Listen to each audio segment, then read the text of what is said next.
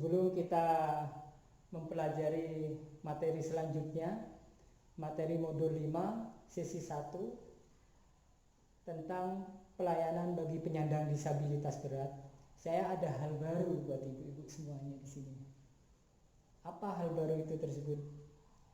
Saya punya yel-yel buat kita semua, ibu. Namanya yel-yel KPM PKH Sejahtera. Nah, nanti kalau ibu setuju sama yel-yel tersebut, kita jadikan yel-yel wajib sebelum memulai kegiatan FDS. Agar kegiatan FDS ini ibu bisa berjalan lebih meriah dan lebih semangat lagi. Nah, tapi sebelumnya ibu harus memperhatikan bagaimana yel-yel itu. Apakah ibu senang? Kalau senang kan bisa disepakati bersama untuk jadikan yel-yel yang wajib ibu. Nah, ya di sini kita perhatikan gerakannya dari saya. Ucapan dan gerakan saya perhatikan tentang yel-yel KPM PKH Sejahtera itu dulu. Ya. Nah, nanti saya juga akan menjelaskan makna dari yel-yel KPM PKH Sejahtera itu, ibu-ibu. Ya, oke, perhatikan ibu-ibu ucapan dan gerakan saya tentang yel-yel ini, ya. Seperti ini, ibu-ibu. Ketika saya mengucapkan disertai gerakan seperti ini, perhatikan ya, ibu-ibu ya. Siapa kita? Ibu-ibu menjawab. Kemudian ibu-ibu menjawab seperti ini. Nah, ucapan dan gerakannya ibu-ibu seperti ini. KPM PKH Keluarga Sejahtera Indonesia Jaya Jaya Jaya. Oke, lagi ya ibu ya. Siapa kita? Ibu menjawab. KPM PKH Keluarga Sejahtera Indonesia Jaya Jaya Jaya Jaya. Gerakan Indonesia Jaya Jayanya ini ibu itu 5 kali ibu ya. Oke, lagi saya contohkan ibu. Siapa kita? KPM PKH Keluarga Sejahtera Indonesia Jaya Jaya Jaya Jaya. Oke ibu. Baiklah ibu, bagaimana ibu senang? Setuju untuk dijadikan yel-yel wajib kita sebelum memulai FDS? Alhamdulillah kalau setuju ibu. Begini ibu, makna filosofis dari gerakan tersebut. Ketika saya bertanya, ibu dengan bangga seperti ini gerakannya KPM PKH, bangga menjadi keluarga KPM PKH. Kemudian gerakan keluarga sejahtera itu menunjukkan dengan adanya program PKH, ibu-ibu akan menjadi keluarga yang sejahtera. Kemudian gerakan Indonesia Jaya, Indonesia Jaya, Indonesia Jaya itu adalah bukti bahwa dengan adanya program PKH, ibu-ibu akan menjadi keluarga yang sejahtera dan Indonesia akan menjadi jaya, jaya, jaya. Seperti itu ibu-ibu maknanya ibu-ibu ya. Oke, sekarang ibu-ibu saya minta berdiri semua, kita lakukan yel-yel KPM PKH Sejahtera ibu-ibu ya. Saya yang menginstruksikan ibu-ibu gerakannya ya. Oke, monggo berdiri semua ibu-ibu. Oke, sudah siap? Siapa kita? Bagus itu ibu. Oke, tangan buat ibu-ibu semua. Sip, monggo ibu-ibu silakan duduk semua ibu-ibu. Baiklah ibu-ibu, pada pertemuan kali ini pada modul 5 sesi ini saya akan membahas mengenai pelayanan bagi penyandang disabilitas ibu-ibu. Tapi pada saat ini saya akan menjelaskan terlebih dahulu apa itu pengertian penyandang disabilitas dan apa saja yang menjadi hal-hal atau komponen dalam kategori penyandang disabilitas berat ibu-ibu ya. Nah, sebelum masuk ke materi ibu-ibu, saya mau bertanya di sini kepada ibu-ibu semua di sini. Apakah ibu pernah mendengar istilah penyandang disabilitas? Kalau pernah ibu-ibu silakan ceritakan dan apa artinya itu penyandang disabilitas ibu-ibu. Dan alhamdulillah ibu-ibu dalam catatan buku besar saya di sini kelompok Mawar ini tidak ada yang memiliki komponen penyandang disabilitas. Tapi kalau ibu tahu apa itu pengertiannya, monggo diartikan apa. Oke, 1, 2 orang, 3 orang bisa menjawab. Oke Bu Siti, apa jawabannya Bu Siti? Nah, Bu Siti menjawab katanya orang cacat. Oke, ada lagi 1 orang lagi. Oke, Bu Romlah, apa Bu? adalah menjawab katanya orang tidak bisa apa-apa katanya. Oke, pengertian yang diucapkan Bu Siti dan Bu Romlah itu adalah hal yang benar, tapi lebih diperhalus lagi. Kalau orang cacat ibu-ibu itu kedengarannya kasar. Ketika didengar oleh orang yang bersangkutan dia akan sedikit tersinggung. Jadi bahasa lebih halusnya orang berkebutuhan khusus, ibu-ibu ya. Namanya orang penyandang disabilitas itu nama yang lebih halusnya orang berkebutuhan khusus. Oke, masuk ke materi ibu-ibu. Saya akan menjelaskan pengertian penyandang disabilitas itu apa ibu-ibu. Indonesia ibu-ibu melalui pemerintahnya sudah menerbitkan undang-undang terkait kesejahteraan penyandang disabilitas. Undang-undangnya nomor 8 tahun 2016 ibu-ibu. Nah, sambil memperhatikan flip chart di depan ini ibu-ibu, ini adalah pengertian penyandang disabilitas dan ini pengertian penyandang disabilitas berat. Oke, melalui Undang-Undang nomor 8 tahun 2016, di mana dalam pasal 1 itu ibu dijelaskan pengertian penyandang disabilitas. Ya, setiap orang yang mengalami keterbatasan fisik, intelektual, mental, dan atau sensorik dalam jangka waktu yang lama, ya ibu, dalam jangka waktu yang lama dalam berinteraksi dengan lingkungannya itu mengalami keterbatasan dan hambatan untuk bisa berpartisipasi dengan warga negara lainnya berdasarkan kesamaan hak. Nah, jadi ibu-ibu dalam pengertian penyandang disabilitas ini ada 4 jenis penyandang disabilitas. Penyandang disabilitas apa tadi? Fisik, ya. Kemudian yang kedua di sini intelektual, kemudian apa? Mental, yang terakhir sensorik. Itu adalah jenis penyandang disabilitas itu. Nah, nanti saya akan menjelaskan ke materi selanjutnya mengenai penyandang disabilitas. Oke? Bisa dipahami ibu-ibu? Nah, selanjutnya ibu-ibu, saya akan menjelaskan mengenai penyandang disabilitas berat. Nah, sebelum saya menjelaskan mengenai penyandang disabilitas berat, bahwa dalam tingkatan penyandang disabilitas itu ada 3, penyandang disabilitas ringan, sedang, dan berat. Nah, yang berat ini yang menjadi perhatian khusus ibu-ibu, karena dia akan selalu butuh bantuan orang lain untuk melakukan kegiatannya dalam kehidupan sehari-hari. Maka harus ada atensi khusus, perhatian khusus, pelayanan khusus bagi penyandang disabilitas berat ini.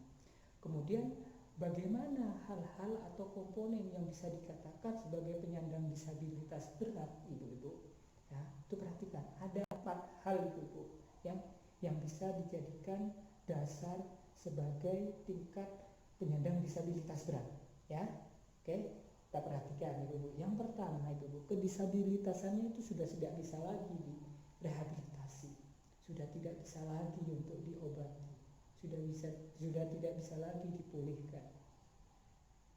Nah, kemudian yang kedua ibu-ibu, dalam melakukan aktivitas kehidupannya sehari-hari itu sudah tidak mampu karena sudah keterbatasan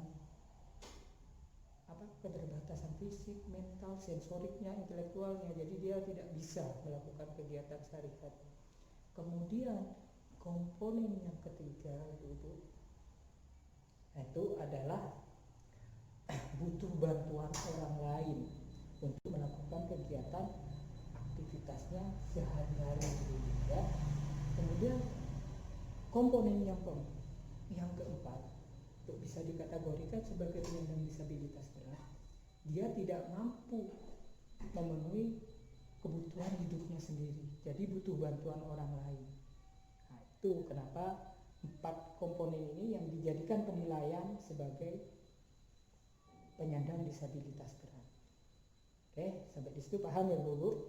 Nah, untuk lebih memahami dan lebih jauh lagi bagaimana tentang pelayanan dan bagaimana kita harus menghormati penyandang disabilitas itu ibu-ibu, mari kita saksikan film seorang anak penyandang disabilitas fisik tunadaksa tetapi memiliki semangat yang tinggi untuk menjalani kehidupan mari kita saksikan bersama-sama Ibu-ibu ya filmnya. Ranking 1 walau belajar dan mengerjakan ujian hanya dengan kakinya.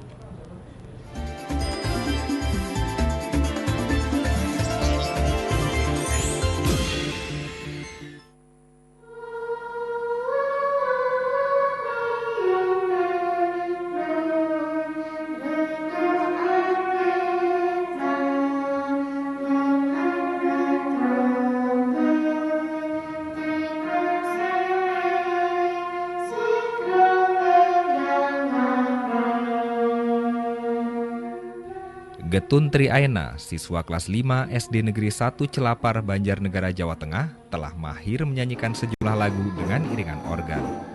Sekarang, Getun jadi anggota inti grup musik sekolah.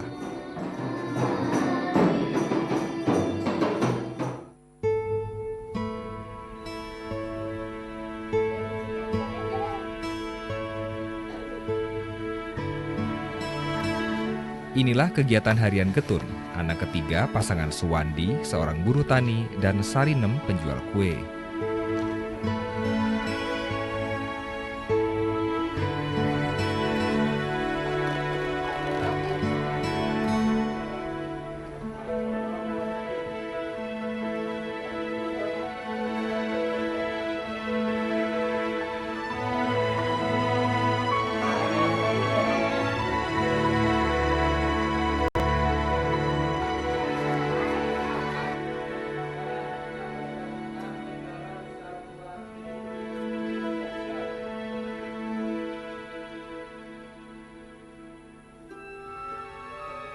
Cara menulis Getun jelas berbeda dengan rekan-rekan sekelas.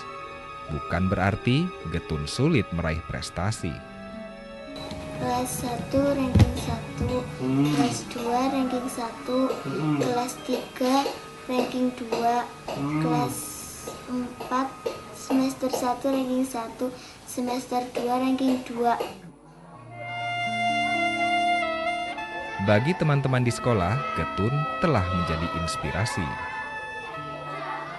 Baik, nggak pernah menyerah, pintar, nggak pernah ngajakin temannya. Walaupun secara fisik dia mengalami kekurangan, tapi dalam kegiatan pembelajaran sehari-hari dia juga bisa mengikuti secara normal, dalam arti dalam kapasitas kemampuannya, nilai-nilai hariannya dia termasuk papan atas di kelasnya. Bahkan untuk tahun-tahun lalu dia bisa ranking 1 di kelas. Kegigihan Getun yang lahir bulan Mei 2002 terlihat bukan hanya di sekolah. Di rumah, Getun juga pantang dibantu.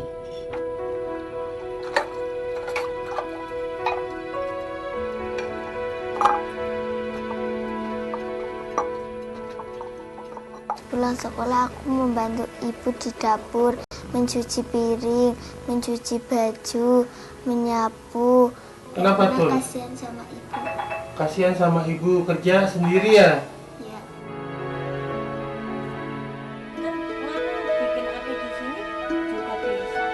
Hampir semua hal bisa dilakukan Getun secara mandiri.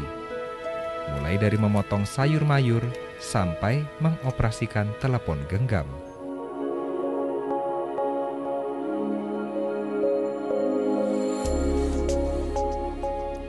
Getun lahir tanpa kedua tangan. Sang bunda Sarinem kaget saat pertama kali melihat si buah hati. Dalam bahasa Jawa, Getun berarti menyesal. Saya waktu melahirkan Getun, saya langsung kaget. Nggak punya tangan, saya langsung nangis.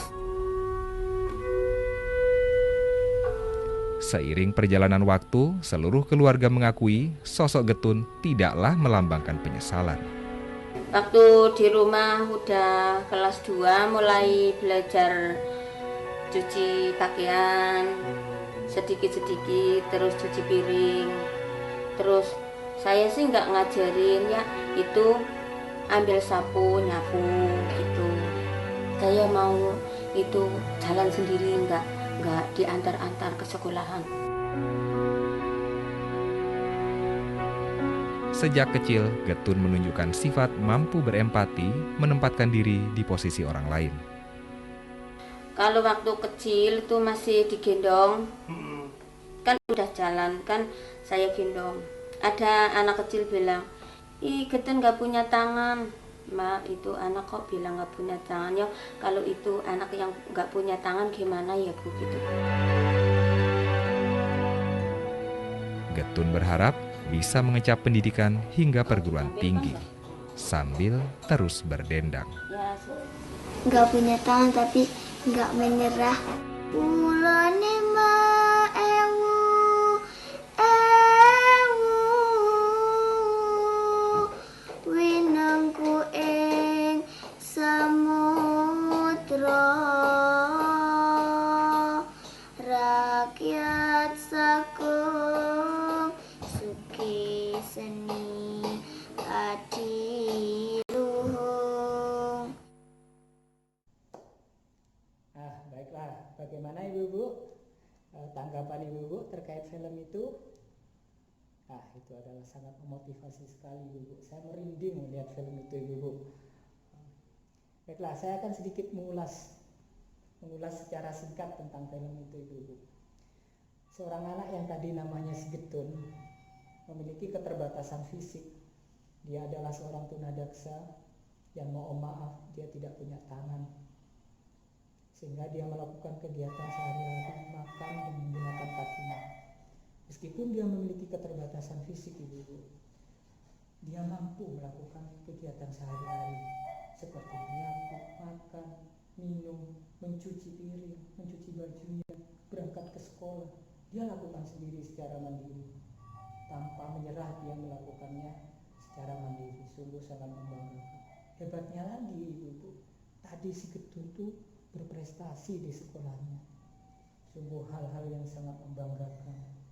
Dan orang tuanya sendiri Ibu-ibu bangga memiliki anak si Getun, tidak malu dia memiliki anak yang berkebutuhan khusus seperti itu.